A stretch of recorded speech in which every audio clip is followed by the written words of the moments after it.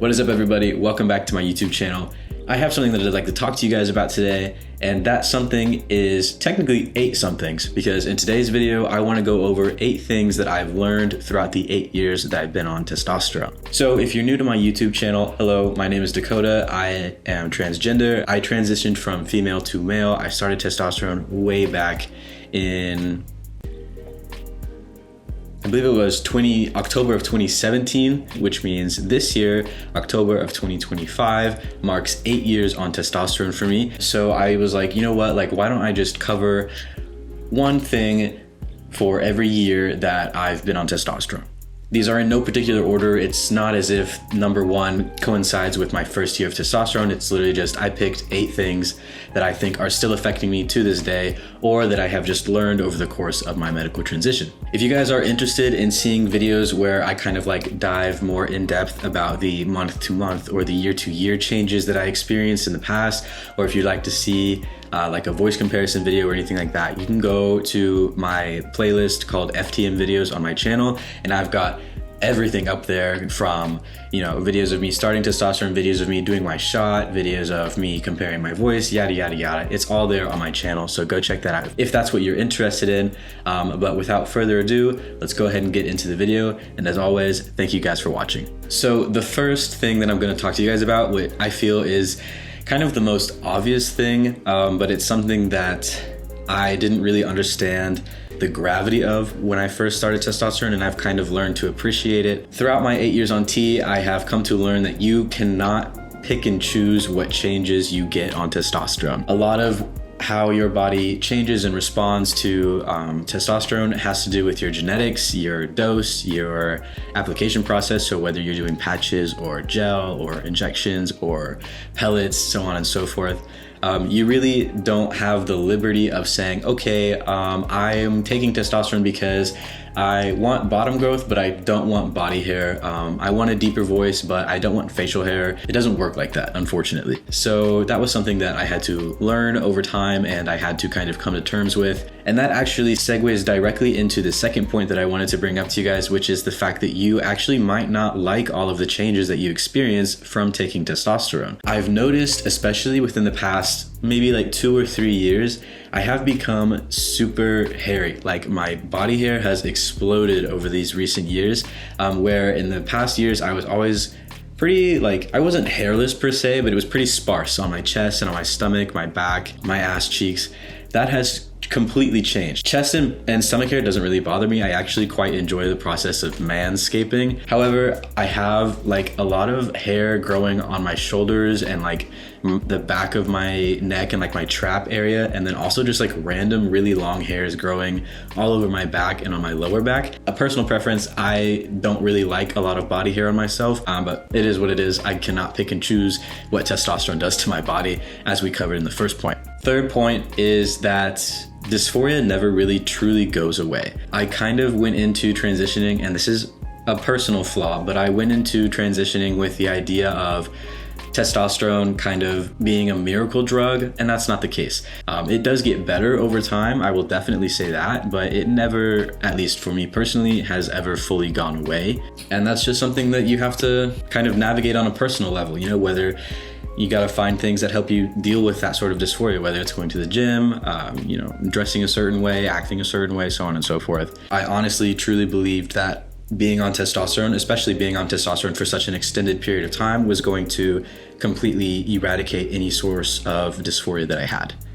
All right, point number 4, and this one was kind of hard to swallow. Women treat you differently when you're on testosterone. When I started testosterone, of course, I knew that I was going to start looking, sounding, and being perceived as more masculine, which was my goal, but I didn't really grasp the fact that I was becoming a man. Why would a man be there? Why would a man be there? No, it's actually pissing me off.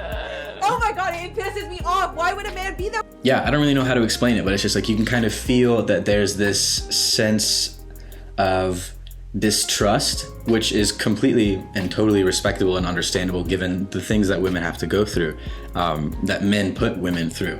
But it is kind of disheartening because, there was a time where I myself was a woman and I had this lovely sense of girlhood and this, these beautiful female friendships and stuff. That's just something to keep an eye out for, and try not to slip into the whole misogynistic mindset of like, oh my God, women just hate men inherently. They have good reason to. What number are we at? I've lost count already. I think this is number 5.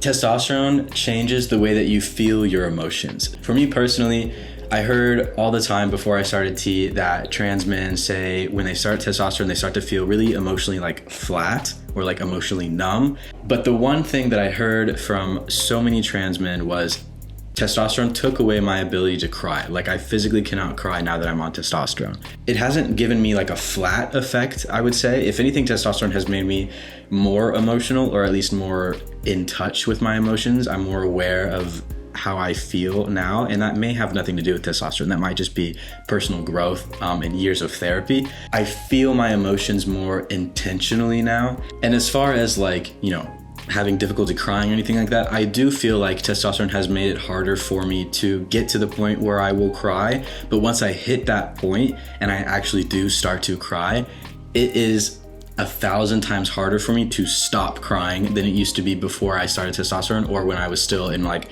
my early phases of taking T.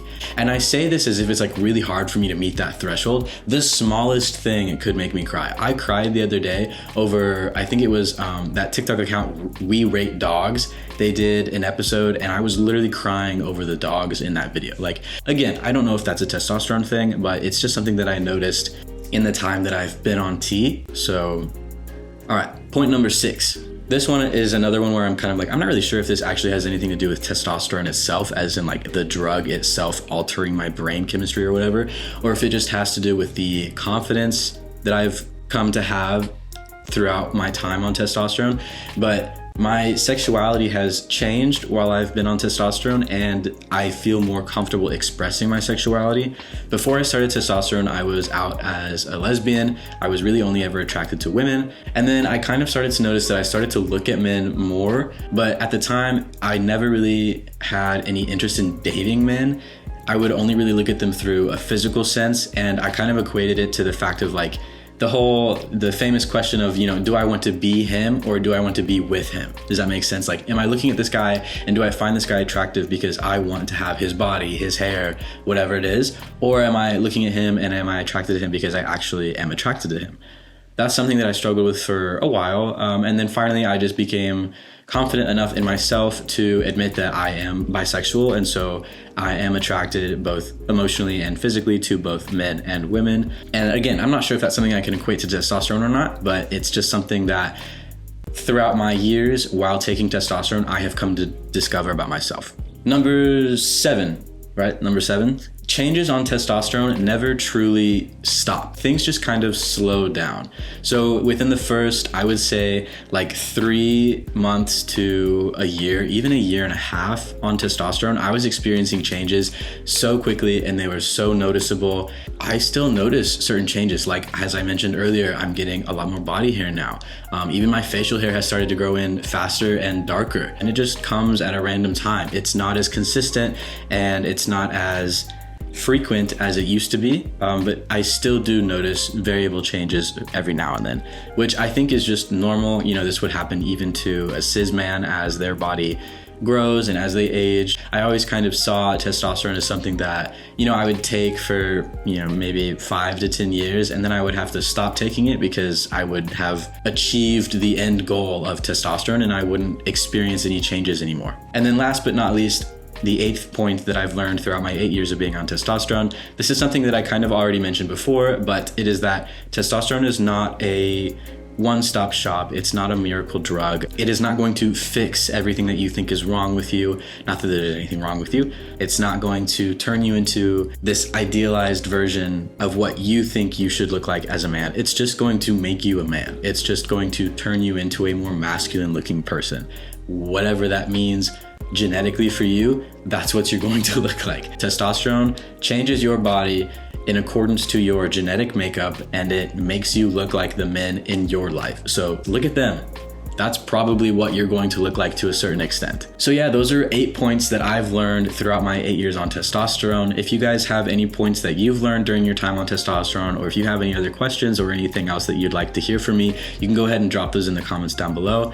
But as always, I really appreciate you guys sticking around and watching my videos all the way to the end. It means the world to me that you guys are still here. I do believe that we just surpassed 12,600 subscribers on this channel. So thank you guys so much. I hope that you continue to stick around, and I will see y'all in the next video.